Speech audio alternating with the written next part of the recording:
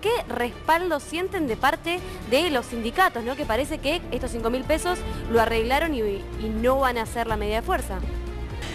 A veces sí, lo que hacen los gremios es incomprensible. El paro anterior había dado un impulso muy grande a las protestas de los trabajadores, pero bueno, hay muchos gremios que están en la calle sin esperar lo que opinan los gordos, ¿no? Estas cúpulas de la CGT que muchas veces están alejadas de los trabajadores. Yo creo que tiene que ir de la presión y la gente en la calle. Patricia. Que va a ser la única manera de poder dar vuelta a todo esto. Bueno, estamos en piso con Alejandro Bodart, dirigente del MST, y le vamos a preguntar, le vamos a tirar la pelota, si te parece, Nacho. ¿Qué hacemos con esto? Alejandro, buenas noches. Yo estoy bastante de acuerdo con lo que decía esta comerciante.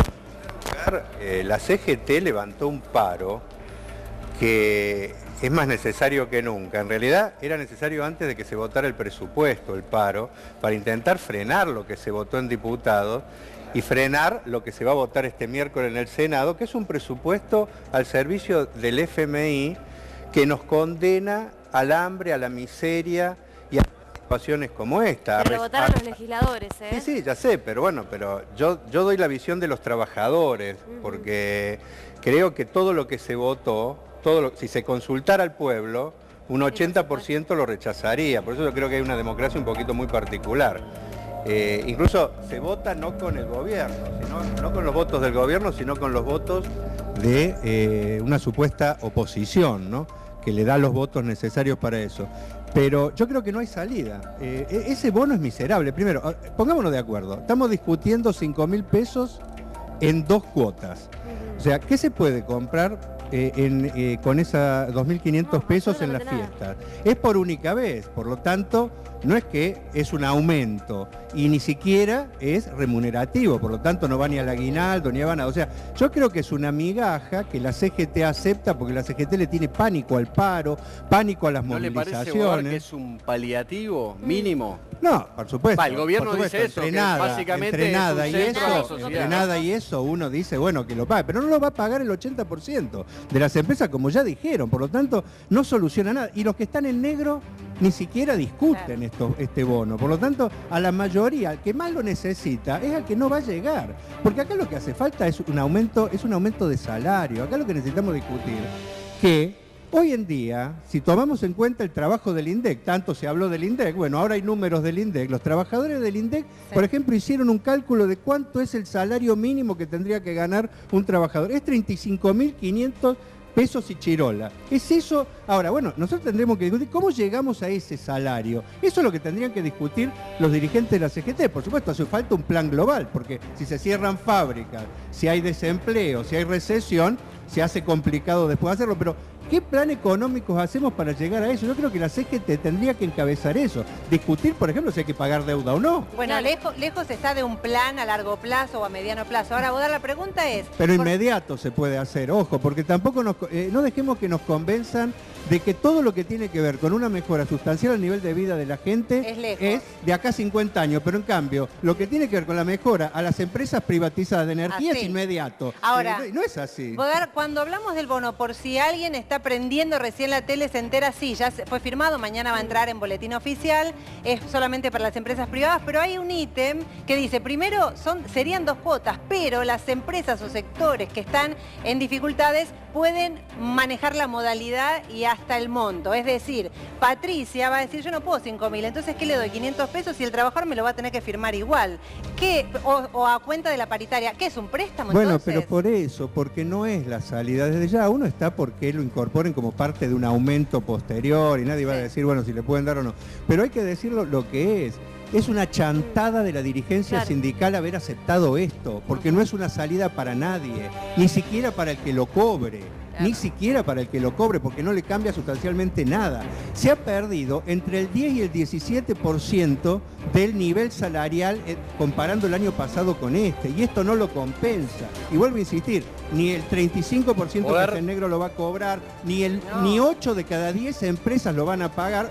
Ergo, le va a llegar incluso a las empresas más grandes, que son las que en general pagan un salario un poquito mayor que la media, pero al que más lo necesita no le va a llegar. Entonces discutamos las cosas como son. Alejandro, traición nueva de la CGT, en vez de hacer un paro para enfrentar este plan, haber aprobado esto. Se queda un segundito, tenemos una placa roja, un último momento.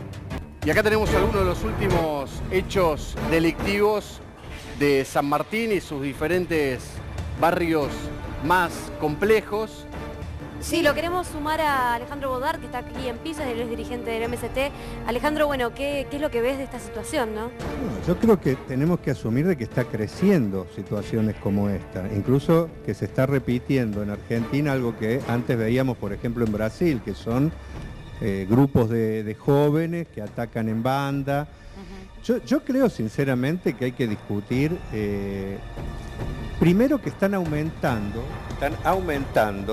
aceleradamente la cantidad de jóvenes que no trabajan, no estudian, tienen familias completamente desarticuladas, y eso suma todos los días mano de obra que captan las bandas, porque los chicos que roban, a algún lado llevan lo que roban.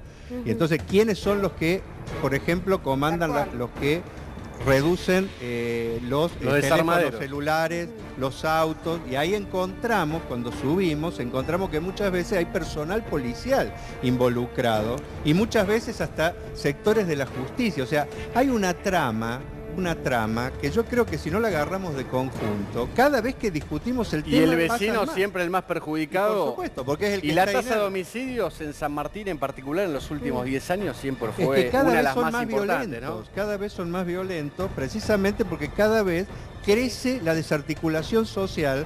Cuando asumió el gobierno de Macri había 900.000 chicos en la provincia de Buenos Aires que no estudiaban, no trabajaban y ni siquiera tenían una familia constituida. Hoy no sé, no hay estadística. Ahora, pero... Alejandro, la pregunta es, en el mientras tanto, en lo inmediato, ¿qué hacer, cómo atacar el problema de la inseguridad? Sobre todo porque si no, surgen sectores de extrema derecha, llámese Jair Bolsonaro en Brasil, en diferentes países, en donde dice, bueno, hay que militarizar, hay que fusilar a todos. ¿Qué hacemos? Para mí hay que tomar 3 o 4 medidas. A ver, por un lado, no podemos permitir que sean los narcotraficantes, las bandas, los que capten a la juventud para hacer eso. Para eso, para mí hace falta un shock de plata volcado a los sectores más desprotegidos para tratar de combatir eso. Que no sea que venga el narco a darle 20.000 pesos, sino que sea el Estado el que lo solucione. En segundo lugar, creo que hay que discutir medidas para depurar la policía y para que, por ejemplo, haya control social de la policía. Por ejemplo, elegir el comisario para que sea la gente. Sea la gente. Y creo que lo mismo hay que hacer con la justicia. Y son medidas inmediatas. Norma.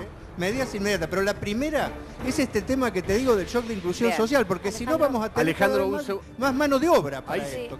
Vamos a seguir. Norma, hoy dijo un vecino... Pero sí tengo entendido que toda esa gente en la cual no le brindó una educación a esos hijos delinquen igual que lo que lo hicieron los padres o que lo siguen haciendo los padres. Nada más, es lo que yo veo. Tal vez estoy equivocada, pero bueno. Alejandro, ¿tiene que ver con la educación solamente esto? Yo creo que es un problema social tremendo porque es la marginalidad, la marginación total. Hay que ponerse en la cabeza de un chico que a los 5 o 6 años directamente no tiene para comer, no tiene lo básico para subsistir. Una familia que se desarticula porque el trabajo ya viene desde hace mucho. Hay varias generaciones que no han tenido acceso al trabajo, ni pensar en que va a estudiar y que prácticamente no tiene ningún tipo de futuro. Y viene un vivaracho seguramente que le dice, bueno, toma unos mangos, hacete esta plata, tráeme un auto, tráeme esto, tráeme aquello.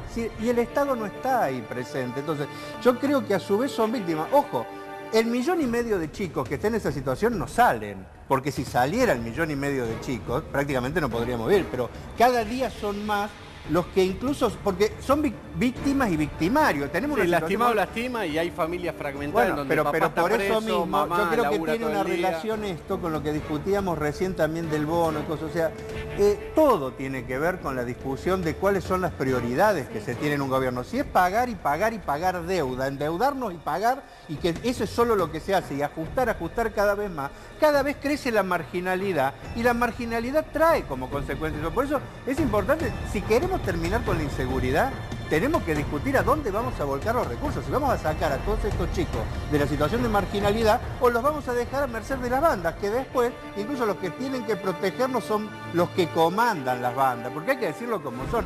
Cada vez que se descubre una banda, un grupo duro, ¿qué tenemos detrás? Un comisario, un policía, ligado a un juez, ligado a un político. Ese es el círculo vicioso que termina haciendo que la gente esté desprotegida, porque por eso son las zonas liberadas y todo lo que... Entonces hace falta un cambio de raíz, pero que arranca para mí de discutir dónde vamos a volcar los recursos. Si lo vamos a volcar a tirar la plata para afuera o vamos a discutir las situaciones que nos llevan a esto, que es tremendo porque uno tiene que vivir con la posibilidad de que le maten un hijo, de que pase cualquier cosa, porque...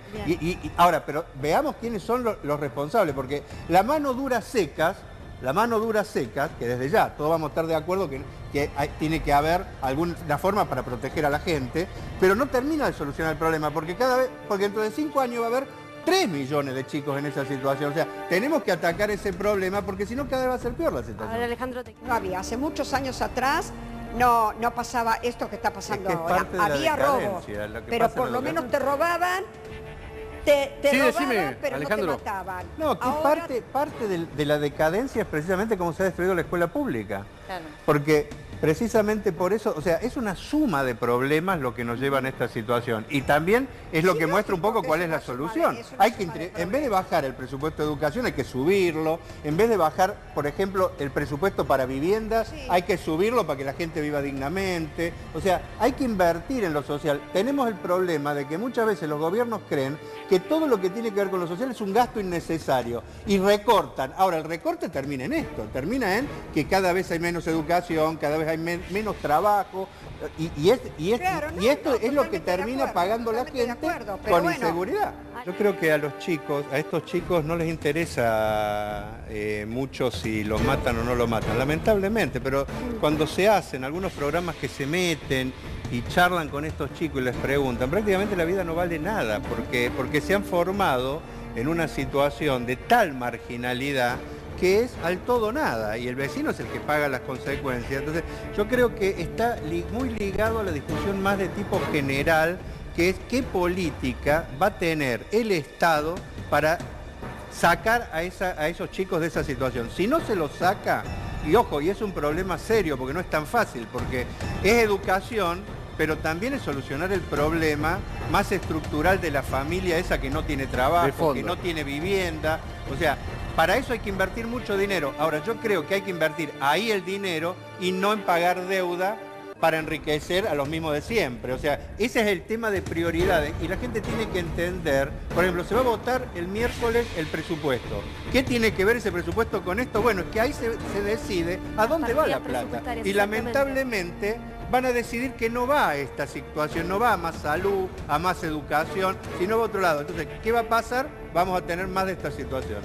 Para evitar. En realidad la cámara también es persuasiva, donde vos pones una cámara el delito suele ubicarse en otro lugar, con lo cual funciona de esa forma, pero tiene que funcionar bien. Pero tiene un problema porque funciona si realmente al menor ese le importara un poquito que lo vean o no, pero como está claro que no les interesa mucho por la situación de marginalidad global, lamentablemente por eso se repiten. Esos videos, por ejemplo, pasan en los mismos lugares y sigue existiendo la misma situación, porque está este problema. O sea, yo creo trabajo, educación, salud, plata para invertir en esto. Y también dos medidas que son importantes: control social sobre la policía y sobre la justicia. Si no, un debate, Alejandro, que da mucha tela para cortar. Gracias por acompañarnos. Esto fue Solo Periodismo. Nos reencontramos mañana. Mañana a las 21, entonces aquí por Crónica.